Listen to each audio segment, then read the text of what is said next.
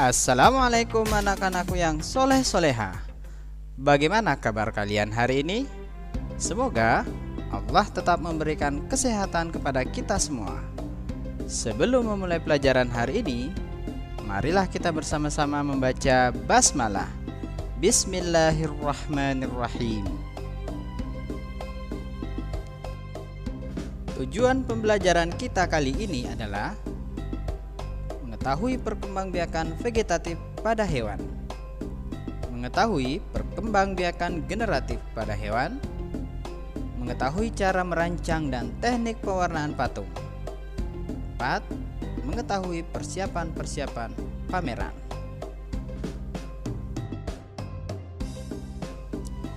Perkembangbiakan hewan terbagi menjadi dua jenis. Yang pertama, perkembangbiakan secara generatif.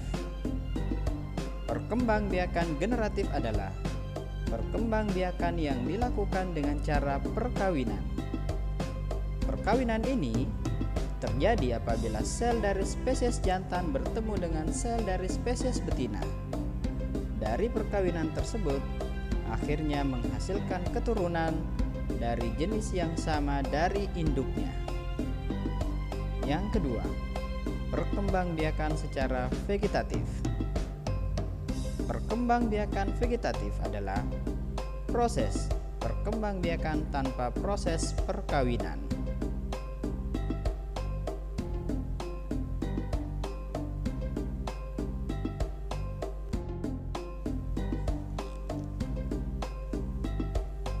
Perkembangbiakan secara generatif dibagi menjadi perkembangbiakan secara vivipar atau melahirkan, perkembangbiakan secara ovipar atau bertelur, perkembangbiakan secara ovovivipar. Perkembangbiakan secara generatif yang pertama adalah dengan cara melahirkan atau vivipar.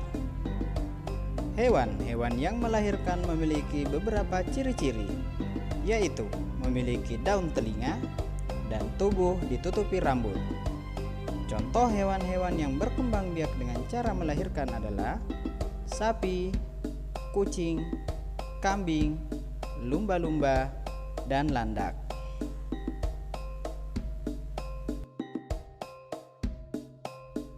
Yang kedua adalah perkembangbiakan hewan dengan cara bertelur atau ovipar. Hewan-hewan petelur memiliki beberapa ciri-ciri, antara lain tidak memiliki daun telinga dan mengerami telurnya. Contoh hewan-hewan yang berkembang biak dengan cara bertelur adalah burung, ikan, reptilia, katak, dan kupu-kupu. Yang ketiga, perkembangbiakan hewan dengan cara bertelur dan melahirkan atau disebut ovovivipar. Hewan-hewan yang bertelur dan melahirkan tidak memiliki ciri-ciri khusus. Contoh hewan-hewan yang berkembang biak dengan cara bertelur dan melahirkan antara lain ikan hiu, kuda laut, dan platypus. Nah, itulah tadi penjelasan singkat tentang perkembangbiakan secara generatif. Selanjutnya, kita akan mempelajari tentang proses perkembangbiakan hewan secara vegetatif. Perkembangbiakan secara vegetatif dibedakan menjadi membelah diri, bertunas, dan fragmentasi.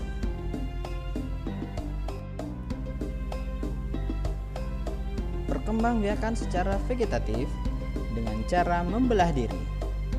Contoh hewan yang berkembang biak dengan membelah diri adalah jenis protozoa, yaitu hewan yang bersel satu. Contoh protozoa antara lain amuba, paramecium, ciliata, dan flagellata. Amuba berkembang biak dengan membelah diri. Silahkan diperhatikan gambarnya. Gambar pertama menunjukkan satu buah amuba yang kemudian pada gambar ketiga dan seterusnya mengalami proses membelah diri menjadi dua bagian, yang kemudian membentuk individu baru. Yang kedua adalah bertunas. Contoh hewan yang berkembang biak dengan tunas adalah hidra dan anemon laut. Perhatikan gambar berikut.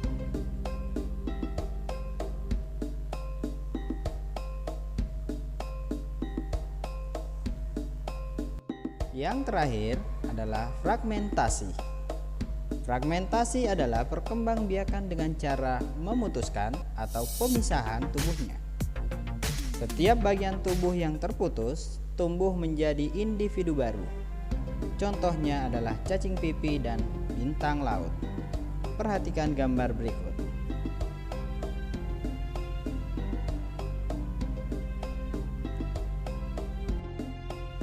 Perhatikan gambar hewan berikut. Berkembang biak dengan cara apakah hewan tersebut? Ya, melahirkan. Termasuk karya seni apakah gambar tersebut? Betul sekali, patung. Merancang pembuatan patung. Sebelum membuat patung, kita sebaiknya membuat rancangannya. Tujuan membuat rancangan terlebih dahulu adalah agar karya patung yang dibuat menjadi bagus dan sesuai dengan keinginan. Ada beberapa tahap dalam membuat rancangan patung, yaitu sebagai berikut. Yang pertama, membuat sketsa. Sketsa adalah gambar kasar yang bersifat sementara. Sketsa biasanya berupa goresan sederhana menggunakan pensil yang menggambarkan bentuk patung yang diinginkan. Yang kedua, memilih alat dan bahan. Pada pembelajaran sebelumnya, kita sudah mempelajari alat dan bahan pembuatan patung. Ada bahan lunak dan bahan keras. Bahan lunak meliputi tanah liat, lilin, plastisin, gips, dan semen. Bahan keras contohnya kayu, batu, dan marmer. Yang ketiga, memilih teknik pembuatan. Setelah memilih bahan yang akan dipakai untuk membuat patung, tentukan pula teknik pembuatan yang sudah kita pelajari di pembelajaran sebelumnya. Setelah membuat patung dengan berbagai macam bahan yang digunakan, lebih menarik lagi jika patung tersebut diberi warna. Teknik pewarnaan patung dibagi menjadi dua. Teknik pewarnaan akuarel adalah teknik pewarnaan dengan sapuan warna yang tipis, sehingga hasil warna hampir transparan. Warna yang tipis didapatkan dengan menambahkan lebih banyak air. Yang kedua, teknik plakat adalah teknik pewarnaan dengan sapuan yang tebal dan komposisi cat yang kental sehingga menghasilkan warna yang pekat. Cat yang dipakai biasanya cat poster atau cat akrilik. Cat poster biasanya hanya memiliki warna dasar saja seperti merah, biru, dan kuning. Cat akrilik adalah cat yang terbuat dari plastik dan mengeras saat kering. Karena sifatnya yang mudah kering, mengaplikasikan cat akrilik juga harus cepat. Setelah kering, cat akrilik akan susah dihapus. Setelah patung yang dibuat telah diwarnai, ada baiknya jika karya seni yang kita buat dipamerkan dalam bentuk pameran. Pameran adalah pertunjukan untuk hasil karya berupa barang produksi perorangan atau kelompok. Pameran hasil karya bertujuan untuk memperkenalkan karya tersebut kepada orang lain. Untuk membuat pameran karya seni tersebut, diperlukan beberapa tahap agar pameran juga berjalan dengan lancar. Yang pertama, menyiapkan ruang pameran. Yang kedua, menyusun hasil karya patung. Ruang pameran yang akan dipakai perlu dibersihkan dan ditata agar rapi. Susunlah meja-meja agar tampak rapi.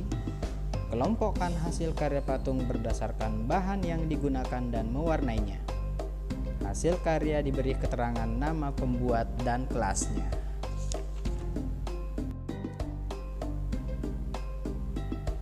Manfaat adanya pameran di sekolah: menambah pengetahuan tentang estetika dari sebuah seni, penyampaian ide, saran, atau kritik yang objektif. Terdapat persaingan antar siswa untuk berkarya lebih baik lagi. Melatih siswa untuk bertanggung jawab dan bekerja sama. Sebagai bukti informatif sekaligus laporan kepada orang tua tentang hasil belajar siswa.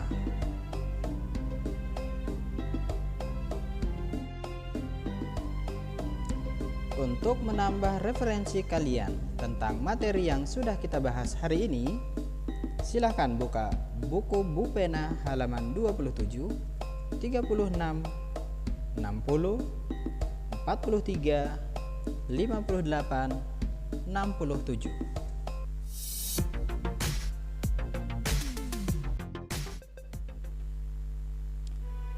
Tugas-tugas hari ini terdiri dari 4 soal. Silahkan dikerjakan di buku tulis kalian. Kemudian upload pada link yang sudah dibagikan.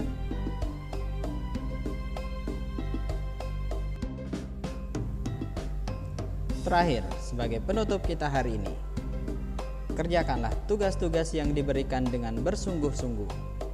Sering-sering mengulang materi yang sudah disampaikan. Selalu mengerjakan sholat tepat waktu, mengaji setiap hari, selalu menjaga kebersihan dan pakai masker ketika keluar rumah. Ilal liqa. Wassalamualaikum warahmatullahi wabarakatuh.